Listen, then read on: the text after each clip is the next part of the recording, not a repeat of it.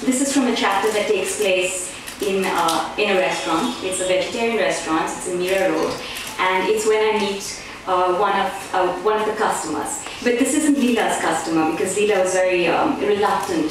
I don't know if she was possessive about me, or whether she held her customers in great disdain and thought that they didn't deserve to meet me. But she would never introduce me to her customers as far as possible. But Leela had a best friend, her best friend in the whole world, who was this breathtaking, absolutely stunning Bollywood beauty called Priya. And Priya had nothing but disdain for me. But despite her disdain for me, when I asked if I could, meet one of her customers, she said, well, okay, if you want, you can come along. So she allowed me to come along and be part of this meeting she has with her customer. So this takes place in a restaurant in Mira Road. Priya's customer stood up.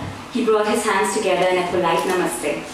My friend, said Priya with a smirk. My customer, she said to me, jabbing in his direction. To thank Priya for doing me this favor, I had worn makeup and whatever little jewelry I possessed. This pleased Priya, who was a natural athlete, and she took me by my hand and made me sit beside her. You're looking smart, she said, kindly. Yes, agreed the customer politely, just like Abu Salim's girl. Abu Salim was one of the underworld's most dreaded gangsters. His girlfriend Monica Baby had been a B-grade actress before she gave up her career to live with him. Later that year, they would be extradited from Portugal and jailed. Like you know Abu Salim, Priya sneered. Or Monica? What do you know of Monica Baby? As if you know anyone. Nothing, agreed the customer hastily. No one. It's just you said Sonia ji was looking smart, Sina. I agree. And the best comparison you could come up with was Monica Baby? Are you trying to make insult of my friend? No, it's just that. The customer sat back with a slump. He began to nod his head like a helpless pendulum. Chalega, huh? He surrendered, lapsing into silence. I'm not offended, I said. I'm sure Monica is lovely. Lovely, sharply, grumbled Priya. She was in films. Do you at least know that? What a chance she had, yaar. And she gave it up to run up with a don? A donkey has more shit than that whore had brains. And what for did she do it all? Next time she'll be in a film, maybe a film on how she ended in lockup. A waiter with a creased shirt front sidled up to us. Plucking a pen from behind his ear, he began to tap it impatiently against the grubby little notepad in his hand. Priya didn't bother with the menu. 1 jeera rice, she commanded. 1 black dal, palak paneer, also raita, naan, 3-piece, huh? Sweet corn, hot. She looked from her customer to me.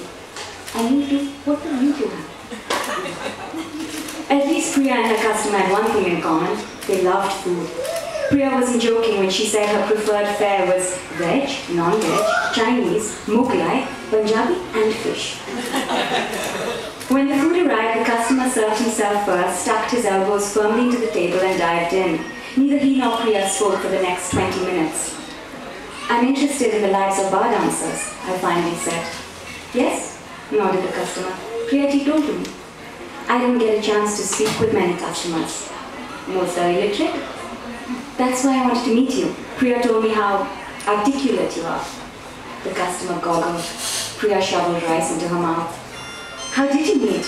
I asked. In Raspberry, replied the customer. In Raspberry, Priya's head shot up. Is that all you can say? In Raspberry, last Saturday of 2 months ago. It was evening time around 9 p.m. You were wearing a pink lehenga choli with a ribbon in your hair and kajal in your eyes. And you did a solo to Mere Haathon Mein 9 Churiyan Hain, for which I had made a special request. And when I asked your name, you said Aishwarya. And when I said, so beautiful you are, you gave you 500 rupees. Then you smiled at me. And then, said Priya, pleased. Then I held out more money, and when you took it from me, I said, is your name Aishwarya because you look like Aishwarya Rai? And you laughed. I know how happy that made me. And then I stayed until your manager Saab came up to me and said, Sarji, why not return tomorrow? If we stay open a moment longer, the police will knock for hafta. So I left. But I returned the next day, 3 p.m. sharp. I said to myself, I own my own wine shop right here on Mira Road, and I have leased 2 more in District Thane.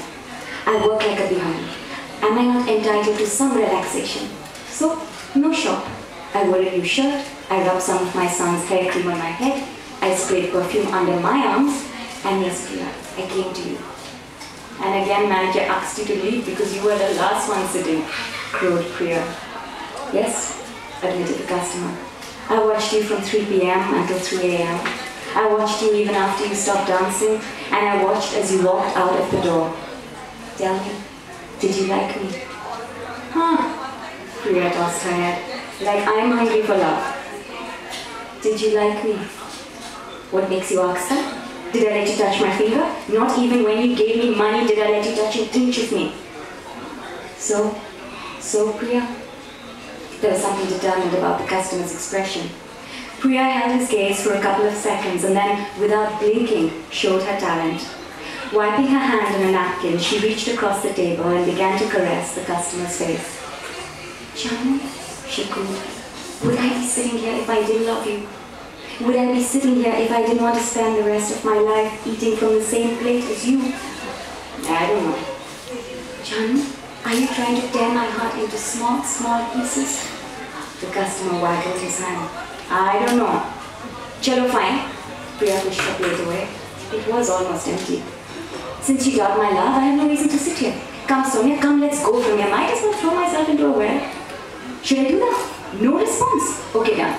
No, wait. See this knife? Watch me slit my throat with it. After all, what use do I have of a life in which I'm not loved? She grabbed the knife in one hand and my hand in the other and made a great rustling show of getting up. Reluctantly, I followed. No. No what? No, don't go, pleaded the customer. Please don't go, he cried. Please, cheese. Please, Priya, I was only joking.